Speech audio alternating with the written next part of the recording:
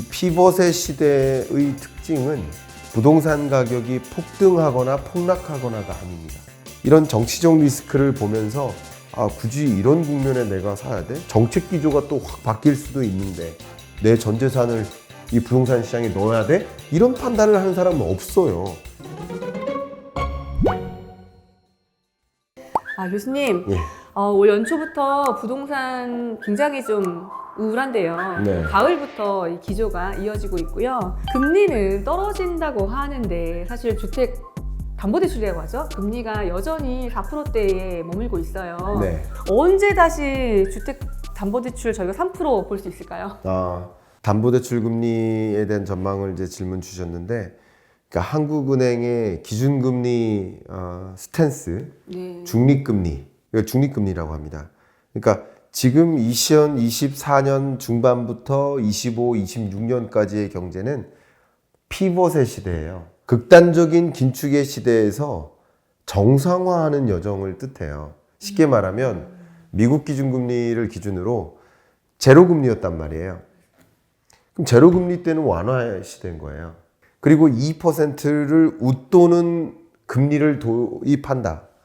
긴축의 시대인 거예요. 가장 대표적으로. 그러니까 2020년, 21년은 경기 부양이 중요하니까 낮은 금리를 도입했고 다른 거 신경 안 쓰고 경기 부양에만 신경 썼던 거죠. 그리고 2022년부터 24년 상반기까지는 물가 안정에만 신경 쓴 거예요. 물가가 너무나 높게 치솟았으니까 그 물가 상승률을 끌어내리기 위해서 금리를 끌어올렸던 겁니다. 근데 2024년 중반부터 미국도 우리나라도 마찬가지. 우리나라 마지막 12월 물가 상승률이 1.9%예요. 그럼 2%라는 목표 물가를 하회하는 물가인 거예요. 그러니까 다른 걸 안 보고 물가 상승률만 고려하면 금리 인하가 필요한 상황인 거예요. 다른 걸 안 보고 환율도 봐야 되고 부동산 가격제 다 봐야 되지만 물가라는 면에서는 물가를 잡기 위해 금리를 올렸던 거예요. 그런데 미국뿐만 아니라 세계 모든 나라들이 저마다 목표하고 있는 그 목표 물가에 근접해 왔기 때문에 이제는 너무나 과도하게 높은 금리를 유지할 필요는 없겠구나. 예. 목표하는 물가 수준에 가까워지니 금리를 점진적으로 중립금리를 향해 인하하자. 이건 적정금리를 찾아 인하하는 것이지 제로금리를 찾아 인하하는 게 아니에요. 적정금리를 찾아서. 네. 그게 피벗의 시대군요. 그렇습니다. 예. 그래서 향후에 한국은행의 통화정책 기조를 보면 일단 우리의 목표하는 중립금리를 2에서 2.5%로 보시면 됩니다. 그러면 이 주택담보대출 금리 같은 경우는 25년 상반기 끝자락 이 정도면 그래도 예를 들면 한 2.5% 수준. 듣기만 해도 행복합니다. 네. 근데 이 와중에 강달러라는 또 다른 위중한 현상이 나타났으니 통화 당국은 굉장한 딜레마에 빠지는 거라고 볼 수 있겠습니다. 금리를 적절히 인하하는 게 맞을지 동결하는 것이 맞을지. 그래서 carefully 최근 12월 FOMC 회의 그 내용을 그 가장 키워드를 하나 꼽아봐라. 그게 carefully예요. 조심스럽게 신중하게 금리 결정을 하겠다. 지금 그 단계인 거죠.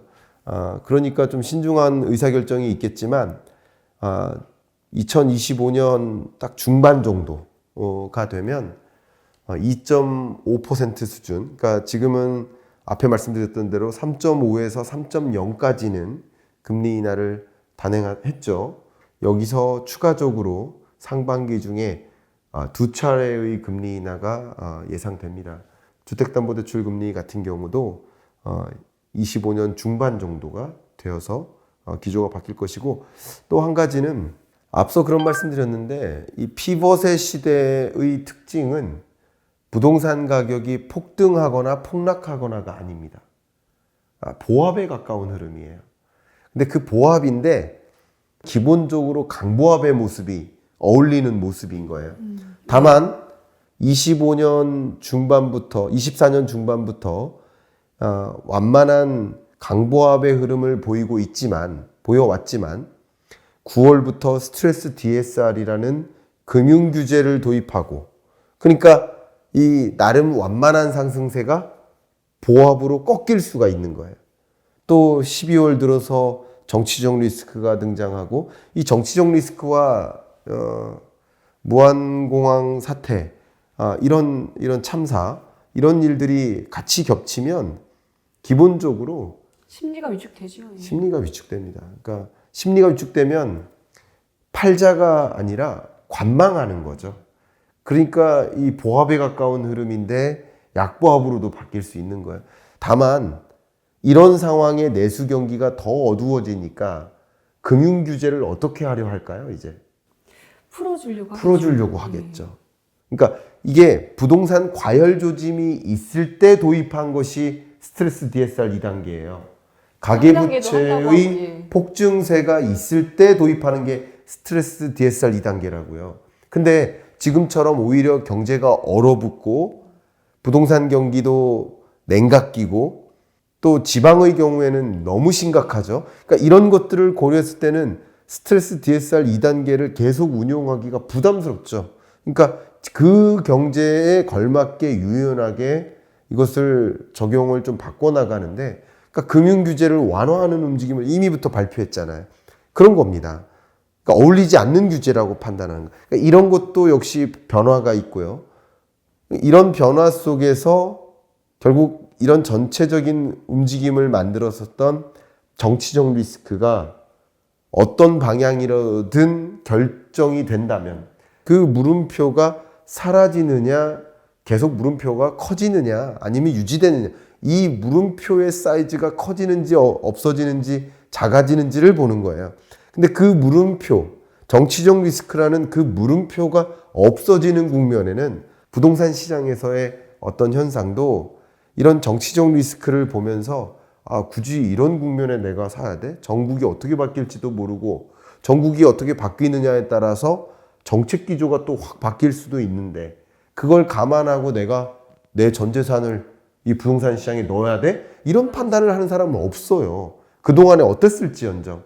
그러니까 이런 리스크 요인, 정치적 리스크 요인이 관망세로 바꿔놓는 것이고 그 물음표가 사라지는 과정에서는 다시 금리는 금리대로 떨어졌고 더 적극적인 금리 인하가 필요한 상황이고, 그죠? 강달러 문제가 만약에 해소된다는 전제하에서 그러면 낮은 금리 상황에 조정은 조정대로 되고 정치적 리스크가 사라진다. 그러면 그때는 다시 의사결정을 하려고 집중되는 움직임이 있겠죠. 이런 식으로 경기 판단을 하는 것이 어떨까 의견 드립니다.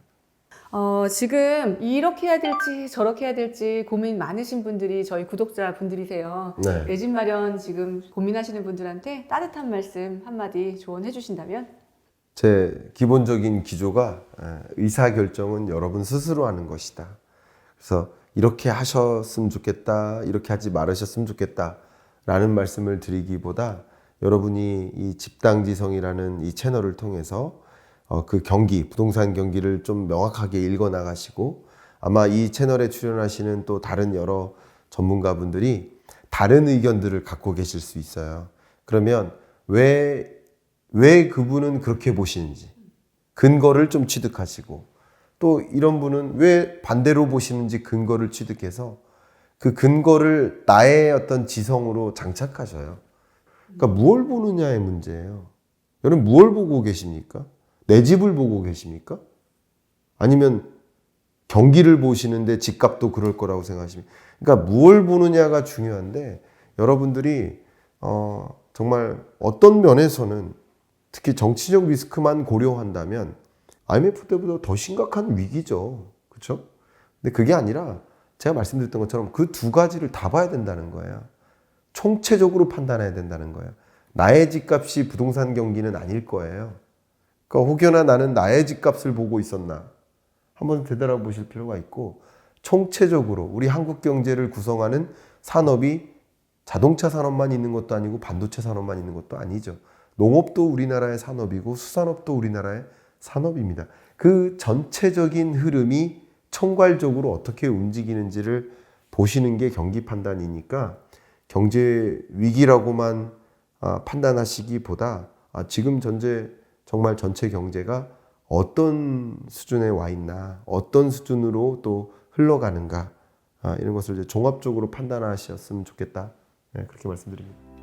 2025년 새해를 맞이해서요, 저희가 경제 지금 현황을 한번 살펴보는 시간을 가졌습니다. 오늘의 지성인 김광석 교수님 모시고 이야기 나눠봤습니다. 감사합니다. 네, 감사합니다.